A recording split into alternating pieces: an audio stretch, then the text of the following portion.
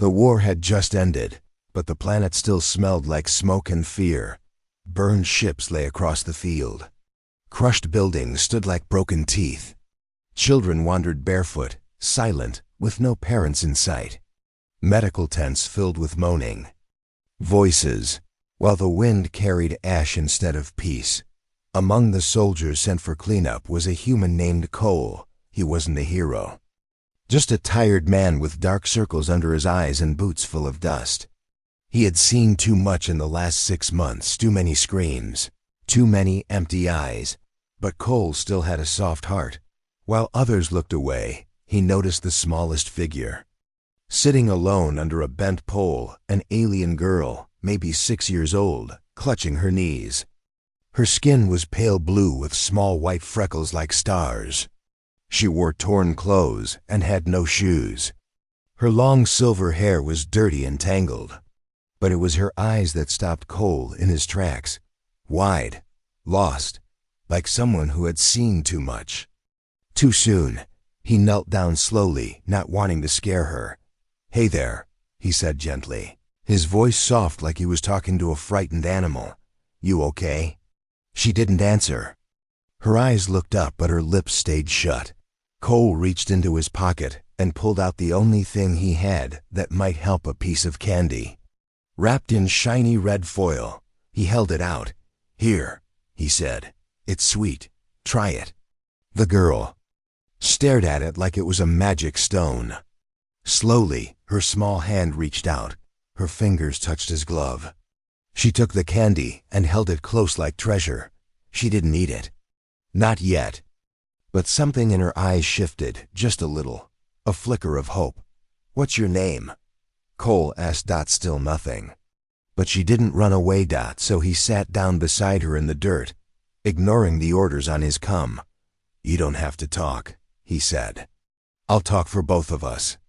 He told her about Earth, about blue skies and green trees, about the lakes back home where kids swam in summer. He told her about his sister's cat who hated everyone but him, about warm food and music and laughter. She didn't say a word. Then he chuckled softly and leaned closer, voice playful. "You know, when you grow up, if you still remember me, I'll marry you. How about that?" She blinked. He laughed. "Yeah, you can be my alien princess bride.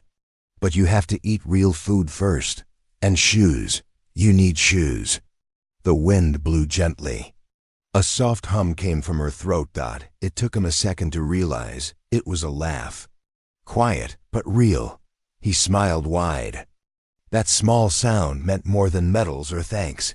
A call came on his earpiece. "Cole, report back. Transport arriving." He sighed and stood up. "Time to go, little one." She stood too. He noticed she was even smaller than he thought. From her pocket, she pulled a broken necklace. It had one silver bead left. She held it out. "For me?" he asked. She nodded. He took it, slipped it into his jacket. "Thank you." Then, to his surprise, she whispered something. "Promise?" He froze. "What?" "You marry me. Promise." His chest tightened. What started as a joke suddenly felt like something sacred. He nodded slowly. "All right, I promise, when you grow up." She smiled, a real smile this time, and turned away as a transport ship landed in the field. Medical staff came rushing to gather the remaining alien survivors. Cole watched as they led her away. She turned back one last time, eyes locking with his Dot, then she was gone. Years would pass. Planets would turn. Wars would come and go, and Cole would forget the joke he once made to a quiet alien child on a broken world. But she never did. The stars changed. The girl did not. Dot. She grew up on a cold moon, far from where she had last seen the human man. The place was called Tralsea, a colony built from stone and silence. Its skies were always gray, its people always watching. Number one smiled there, not truly, but she remembered a man. Who did? She kept the candy wrapper hidden under her sleeping mat for years, until it faded from red to white. She never ate the candy. Instead, she built a story around it, a dream made from. The moment she was shown kindness for the first time in her life, his voice echoed in her head even when she tried to sleep. "Grow up fast, all right? I'll marry you when you're older." Her name was Laura, though no one called her that now. In her people's tongue, she was the promised one, not because of power, not because of blood, but because a human had said something no one else had. "You matter to me, Dot," and so she waited. But waiting wasn't enough. Laura trained her body and her mind. While other girls learned manners, she learned tactics. While nobles practiced music, she practiced combat. Her teachers said she was too fierce, too focused. But she only smiled at their warnings. She wasn't training to become a soldier. She was training to be worthy. Dot, because humans didn't live as long as her kind. If she waited too long, he'd grow old. He might forget. He might die. Dot, and that was not something she could accept. Dot, by the time she reached her full height, tall and regal, with silver hair tied behind her head and markings of adulthood inked beneath her eyes, Laura had only one goal left. Dot, find him. Dot, no one believed her when she spoke of him. A human? A joke? An enemy species? Why would she carry his promise so long? But Laura didn't care. One evening, after her final trial in the honor pits, she took a small crystal vial from her neck. Inside it was something sacred, a few drops of the man's dried blood, still sealed from the day he was injured and touched. Most wouldn't notice the cut on his hand, or how he wiped blood from his jaw after saving her. But she noticed, and she had kept it. Using her people's memory coding technology, she fused the blood with a tracker that could search the stars. It took years to decode human transit logs, but finally, she found him. Earth ID. Cole Rennick location. Border Post 17B. Terra Colony ring status. Alive. Her fingers trembled when she confirmed the data.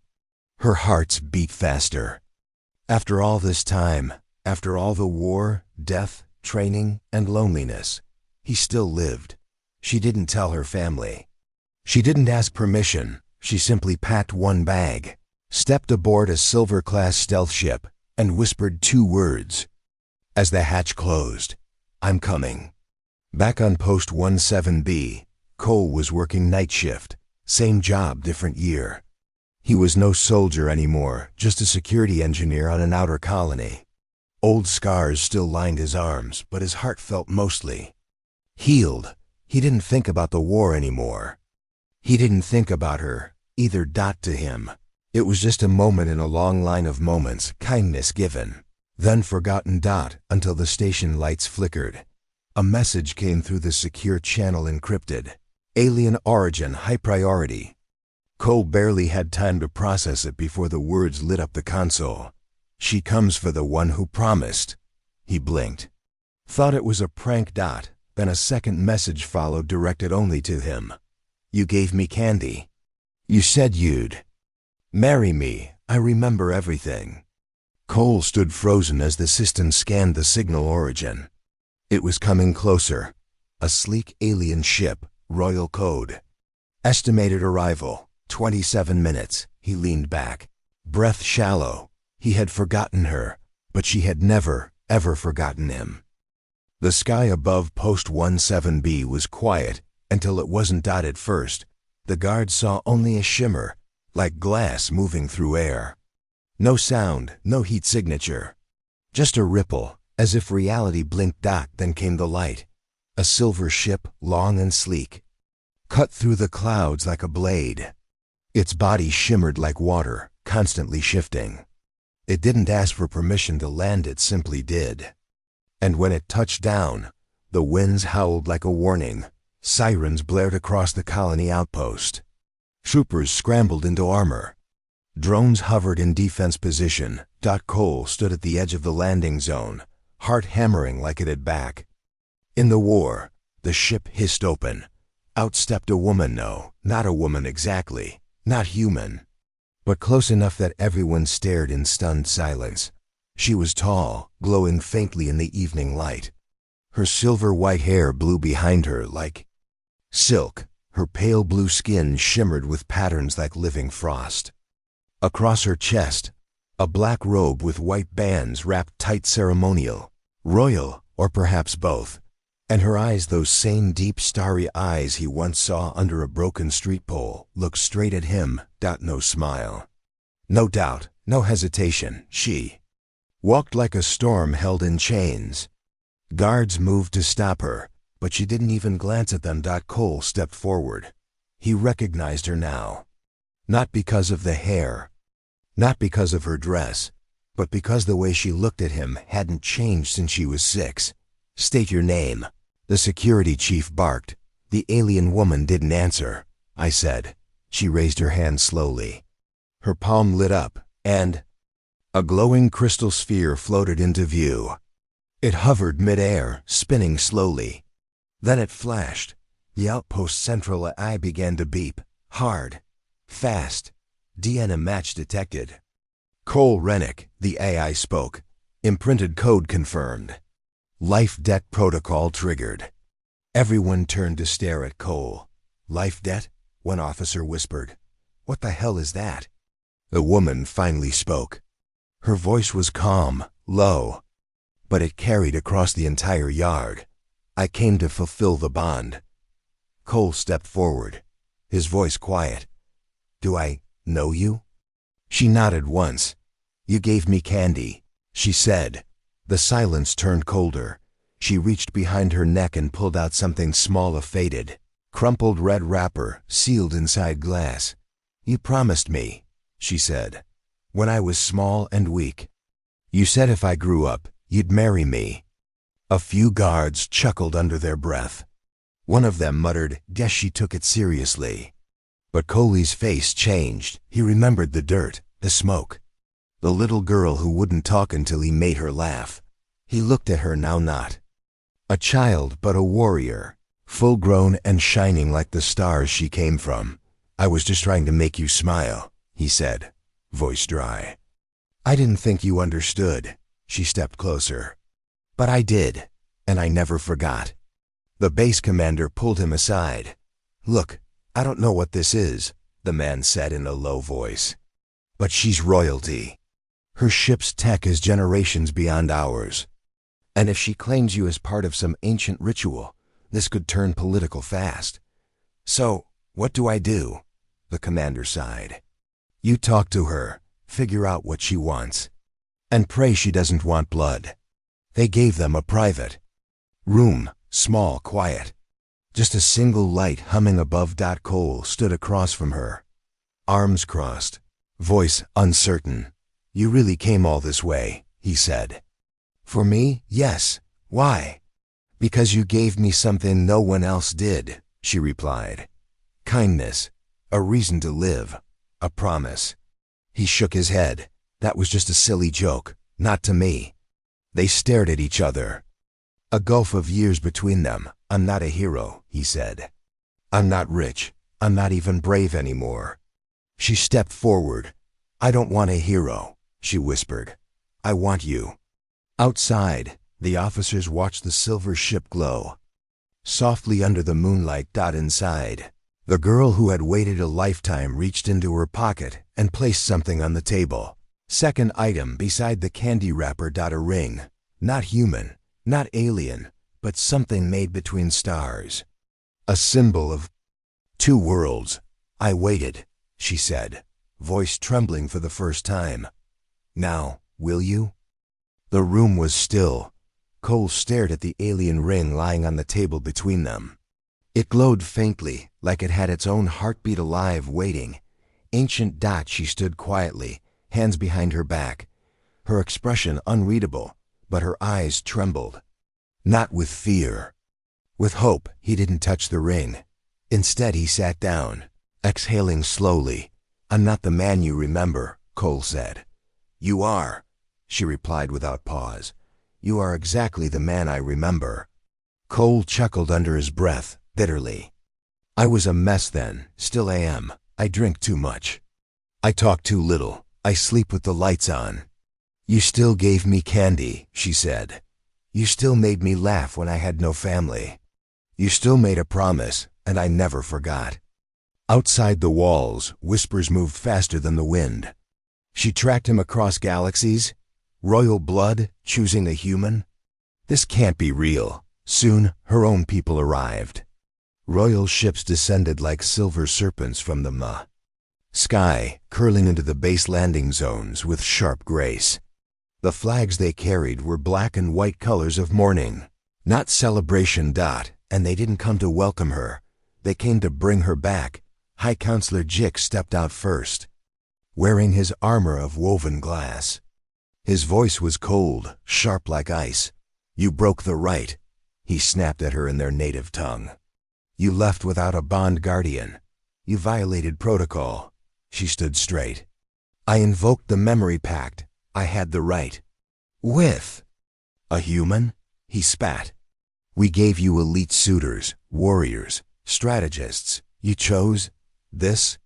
Cole stepped forward slowly, unsure whether to speak, but he did anyway. "She didn't choose me," he said. "I made a joke." "A long time ago." She took it seriously, Jix sneered. "Then make it right. End this. Apologize. Return home." Laura turned to Cole. "Do you want me to go?" He blinked. She was giving him the choice. "No," he said. "But I'm not what they want. You're what I want." The council erupted. Voices shouted in alien languages, accusations, insults, until one voice rose above them all.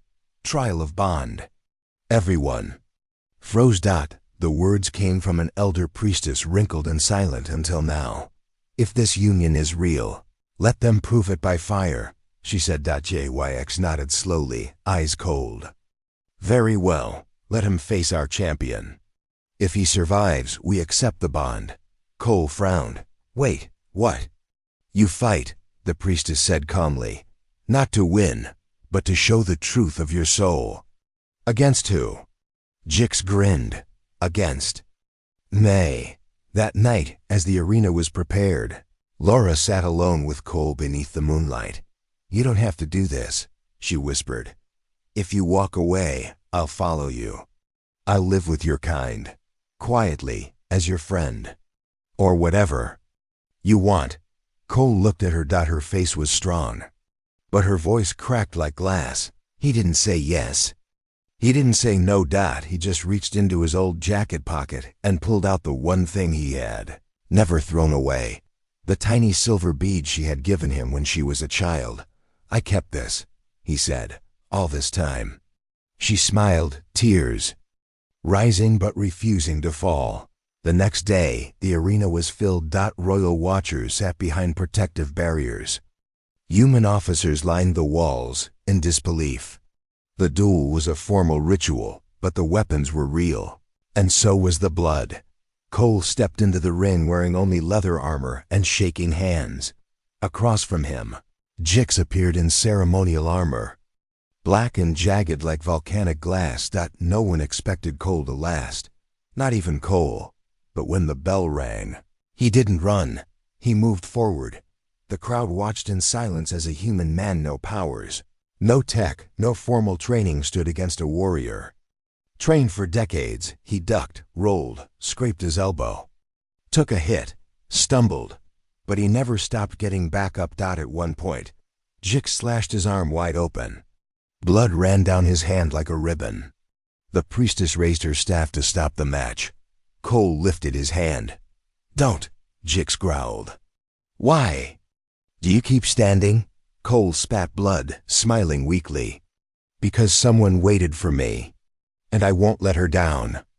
That answer rang louder than any weapon. And when the final blow came, Jix pausing with his blade above Cole's chest, it didn't fall. Instead, the warrior stepped back and bowed. The crowd gasped. Then, slowly, one by one, the royals began to stand. Not in anger, in respect. The duel was over, but the war had just begun. Cole stood in the center of the arena, breathing heavy, covered in bruises and blood. Around him, silence. Not the silence of defeat, not of shame, but the deep, still silence of stunned respect. Had lasted. He had not won, but he had not broken. The alien council had no words. Even Jix, the proud warrior who had once mocked the human's name, now looked down with clenched fists, not in anger, but confusion. How could a man so small, so fragile, carry something so heavy in his heart? That night, under the silver twin moons of Tral Sin, a secret meeting was called. Inside a dark chamber made of crystal and bone, the elders gathered. Voices low, faces grim. She must be stopped. This cannot continue. We will lose our bloodline to Earth. She chose him, one priestess reminded. She was a child when that bond was made, another hissed. You call that sacred? He carries no rank, no throne, no future. Then we will make sure she forgets him.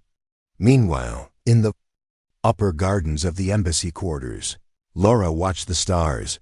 Her dress shimmered softly, no longer ceremonial, just hers. Cole stepped beside her, arm wrapped in bandages but still standing. Are they going to kill me? He asked quietly. She didn't smile. No, she said. They'll try something worse. He raised a brow. They'll try to take me.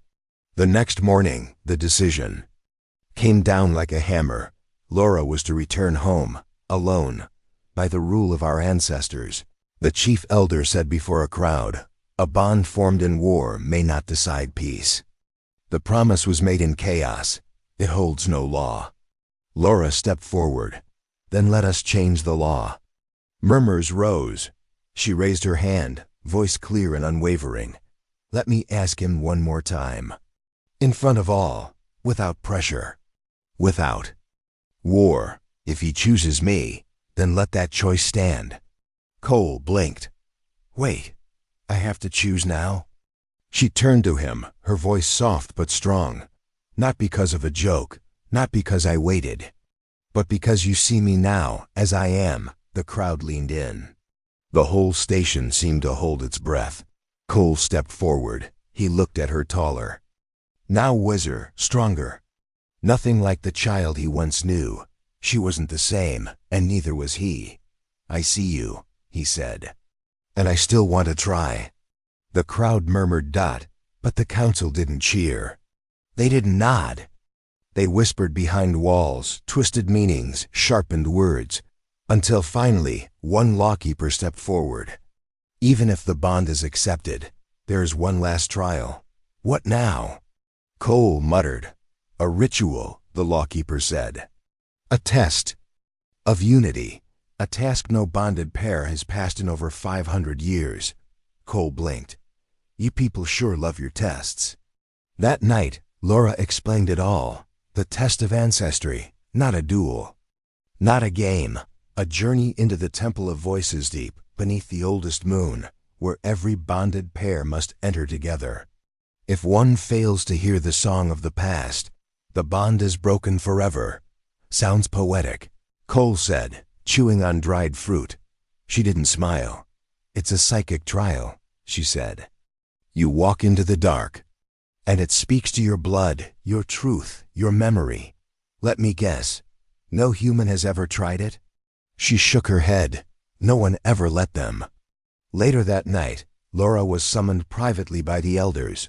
They gave her one final offer. Return home, the high voice said. We will erase his name from your record. We will not shame you. We will honor your skills, give you rank, give you power. And if I don't, you lose everything. Laura stood in silence. Then she looked at the ring still sitting in her palm, the one she had forged years ago, in the dream of a promise never forgotten. Then let everything burn. As she turned her back and left the chamber, the elders knew they had lost her, but not without trying one last thing. One of them whispered, Send word to the temple guardians. If the human enters, let him walk into the dark alone. The temple of voices stood like a giant buried tooth half sunken in the rocky plains, half gleaming under moonlight. No windows, no guards, only silence. Ancient silence. It was said the temple had no doors, only a single passage that opened when a true bond was present. Many had tried. Most were never seen again. Now it was Cole's turn. He stood at the base of the black steps, heart pounding in his chest. Beside him, Laura placed a hand on the stone wall. It hummed under her touch. A slit appeared. "Just wide enough for two. This is it," she said. "Once we enter, we face it together." "What's inside?" Cole asked. "Not walls," she whispered. "Memories." Inside, the world changed. The temple swallowed them in total blackness. No stars, no air. No time. Then dash light. But not from a lamp. From memory. Cole blinked. He was suddenly standing on Earth. A young boy again. His mother shouting. His father leaving. The cold hallway of the orphan house. His chest tightened. He tried to speak, but no sound came. Then he was older. On the battlefield. Blood on his boots. His friend dying beside him. The fear. The screams. The shame. He fell to his knees. "I didn't want to remember this," he choked. A voice echoed in the dark. "Then you are not ready." On the other side of the temple, Laura stood still in her own storm. She saw herself as a child, dirty, hungry, shaking under rubble. Her mother's final breath. Her father's silence. She cried for help. No one came. Then he came. The human boy who gave her candy and warmth in one sentence. And hope. But then, the temple shifted. New images came. A future. She saw Cole. Walking. Away. Married to someone else. A child that was not hers. A world where he forgot her completely. "No," she whispered. "That's not real." "It is what could be," the voice replied. "He is human. He changes. Do you still choose him?" She looked into the darkness and said only two words, "I do." Far across the temple, Cole heard her voice. It echoed like a fire, and something inside him broke open, not in pain, but in truth. He stood. "I'm scared," he said out loud. "I failed a lot. I ran from people. I tried to bury it all. But she waited, and she chose me."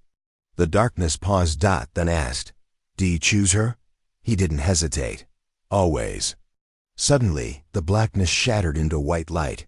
The temple trembled. Its walls groaned like a living thing waking up after centuries of sleep. Then, silence again, but this time warm. Laura appeared in front of him, hand reaching through the light. "You heard it?" she whispered. He nodded, voice shaking, "And it heard me." They stepped out of the temple as the sun began to rise. Together. The elders watched from their ship's platform in silent horror. The bond had passed. The temple only opened for one thing, truth, and it had opened wide. But while the old laws were shaken, the old hearts were not.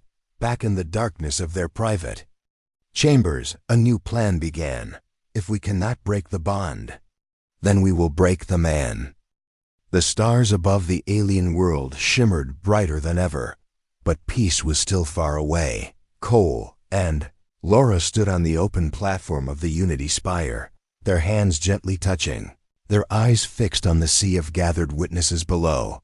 Warriors, nobles, Earth diplomats, alien elders, all there to witness something that had never happened before.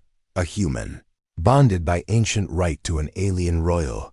But not everyone had come to celebrate. In the shadows of the upper chambers, Counselor Jix knelt beside the High Elder.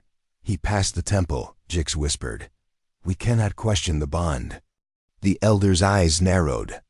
"Then we question his right to stay." "What do you mean?" "Remove the human from the equation, and the bond shatters." Jix paused. "Assassination?" "No," the Elder said coldly. "Exile." That night, Cole was summoned quietly. By diplomatic command. He arrived thinking it was a final ceremony request. Instead, he was met by 5 armed guards. One spoke coldly. "By law, your presence violates interspecies bond limitations. Your bloodline is incompatible. You must leave this system by sunrise." Cole blinked. "What about Laura?" "She will be told you returned home by choice." He clenched his fists. "I didn't come all this way to lie." One guard stepped forward. "Refusal means war." Laura knew something was wrong the moment she entered the royal hall and found Cole's ring on the table. Her fingers touched it and burned. She ran, through glass halls, past confused nobles, out into the dawn. Where? She found him walking alone toward the docks. "Where are you going?" she shouted. Cole turned slowly. "I was told to leave," he said, voice tired. "They threatened war." Her voice cracked. "You were going to leave without telling me?" "I was going to stop the war." She ran to him, grabbed his hand. "You are my peace, not my war." At that moment, she turned to the crowd forming around them. Royal guards, politicians, humans, all watching. "Then hear me now," Laura shouted. "I revoke my crown." Gasps spread through the crowd. "I choose him. If you force him to leave, I leave with him. I don't need thrones or temples.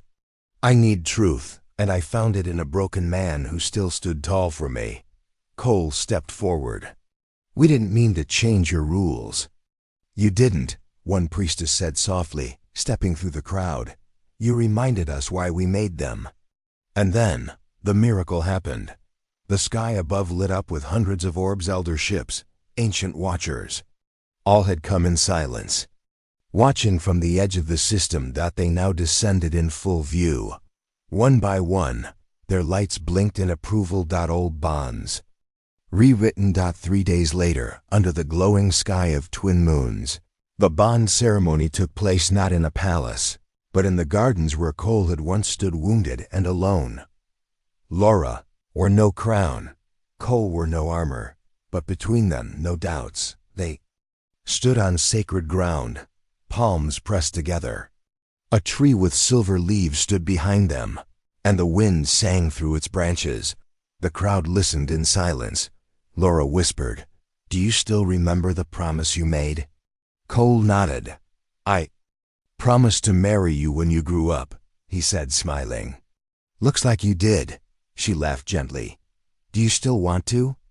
He leaned in close. "I don't want a throne or a legend. I just want you."